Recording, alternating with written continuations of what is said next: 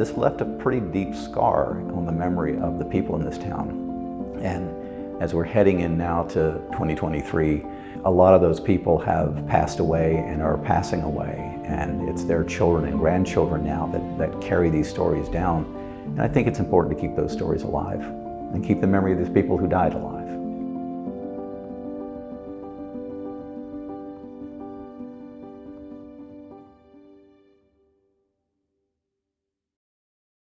The town of La Plata in 1926 was a growing town. It had a lot of energy. It was kind of a bright spot in a county that had been sort of stagnated in growth for a long time. And the town was fairly small in 1926. It had about 500 people.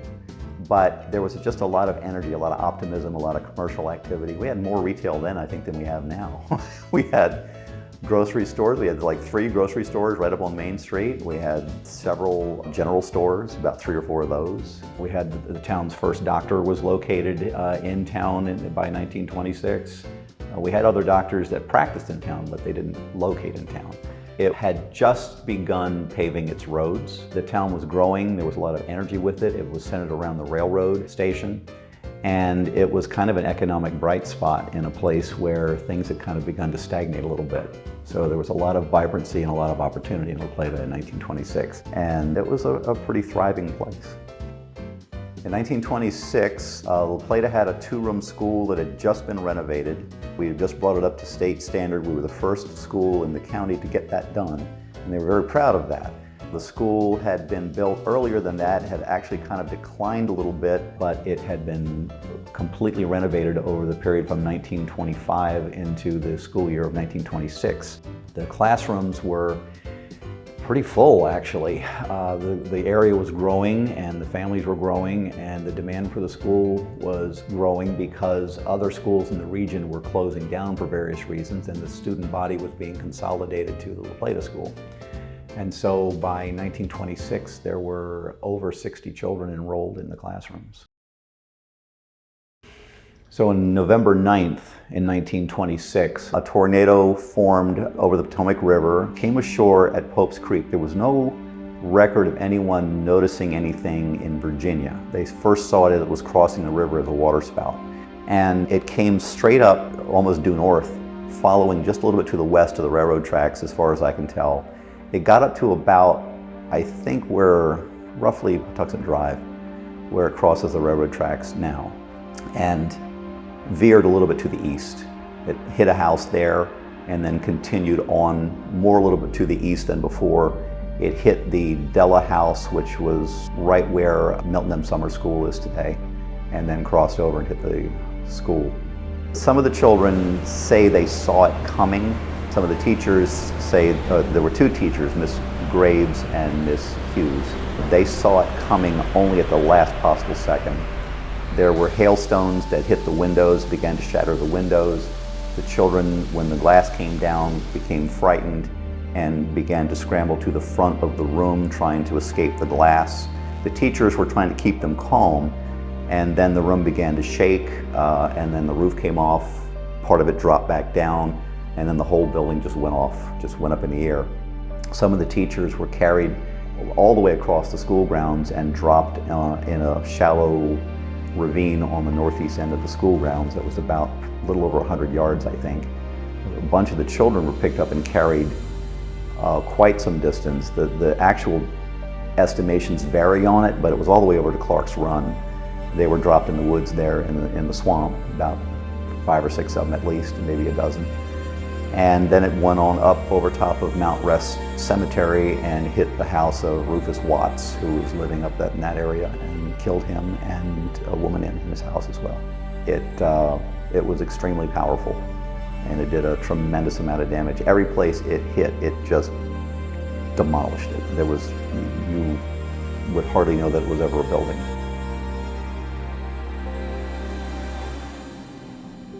The immediate aftermath of the storm, people had no idea. So for the first probably 15 to 20 minutes, 10 to 15, 20 minutes or so, a lot of the children had to deal with what happened themselves. A lot of them simply climbed out of the wreckage themselves and just started walking home. A lot of the families had more than one child in the school, and it's amazing the maturity that these children displayed You're talking 10, 11-year-old children making sure they find their younger siblings, reuniting everyone, and then striking off for home, or finding someone that they can go to that they know they can get help from, either close relatives or friends or someone close by. One of my great uncles, actually, Wilson Bowling, was one of the first people at the school. He found Miss Graves in the wreckage and removed a child who was laying across her that she thought the child was dead. When Wilson picked her up, he thought she died in his arms. Later on, apparently, they discovered she had not died, and they took her to Dr. Owen, the only practicing doctor in town.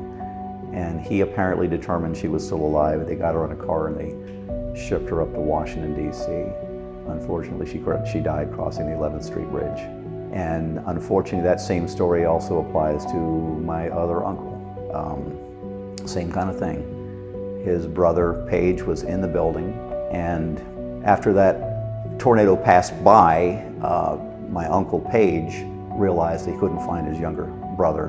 His nickname was Fame. So Page runs to his father's store. It was a grocery store, which is now the La Plata Bakery, and told his father what happened. His father went running back to the school, and they found Fame laying in the ground and picked him up and ran with him all the way back to the La Plata Hotel, which is now the parking lot of the Charles Restaurant. And they ran into a fellow there by the name of Harry Guy, and Harry offered his car and they drove him up to Providence Hospital, but he died en route, didn't make it. I think 2 other children died just as they got him out of the hospital, out of the cars, and put them up on the tables. People responded by basically without any coordination, really. They just ran to the location, ran into the wreckage, grabbed a kid that they found and carried them off to a car or somewhere they could get them to a car, and then drove them back into town. Dr. Owen was the only doctor, the practicing doctor. There was another doctor named Dr. Heath, but he was a county health official that basically did inoculations. He didn't really have an office to really do a lot of medical work that needed to be done. Dr. Owen was the only one that had that. His office is the parking lot behind the current La Plata Police Department.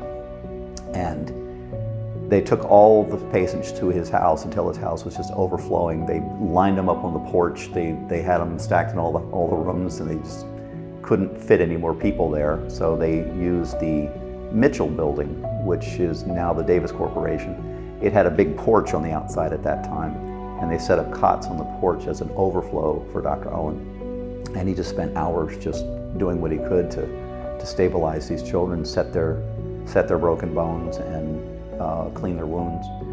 Anybody that had a car, and cars were kind of hard to come by, so anybody that had a car, they immediately put them into service, running to the school and ferrying children back to get them what help they could get them. And then for the really bad cases, they would put them in cars and ship them straight up to the closest hospital, which was in Washington, D.C. It's an hour's drive at least. And it would have been a lot worse had the roads not just been paved. It could have taken them over 2 hours to get to Washington. And I think we would have lost several more children had that been the case. The school had just had photographers come in on November 8th to do class portraits and student portraits. But one of the portraits they took of the Graves classroom, there's a gray bar going across the bottom of the screen, so the exposure didn't work right. And so they were coming back the next day, November 9th, 1926, to retake that picture and follow up with some of the student portraits. They encountered rain from the storm on the way in, and they were already running late, and they were kind of worried that they were going to get there too late to do their work. By the time they arrived in town, the disaster had already taken place, and the bodies of the children were already starting to line up on the porch of Dr. Owen. And someone there told them what had happened, and they were just shocked. They would have been in the building taking pictures had they been on time when the tornado struck. Instead of taking class pictures, they took their photographic apparatus and they drove out to the site and took photographs of the wreckage instead. La Plata was a small community. Everybody knew everybody. And to have this energetic town with all this optimism and vibrancy going, to absorb this kind of a blow where suddenly 13 of its children are dead and many more, dozens, about 2 dozen were injured, some severely enough to where you didn't know for sure if they were going to survive. It was just devastating to the town. People were in a state of shock and daze. Within 2 or 3 days after the tornado, they had funerals. It was 2 days of funerals, sunrise to sunset. And in each case, every victim that was buried, except for 2, were children. People could hardly, like in the case of my grandmother, because she lost her son, she couldn't speak of it. She couldn't talk about it. It was just too painful. It was just too devastating.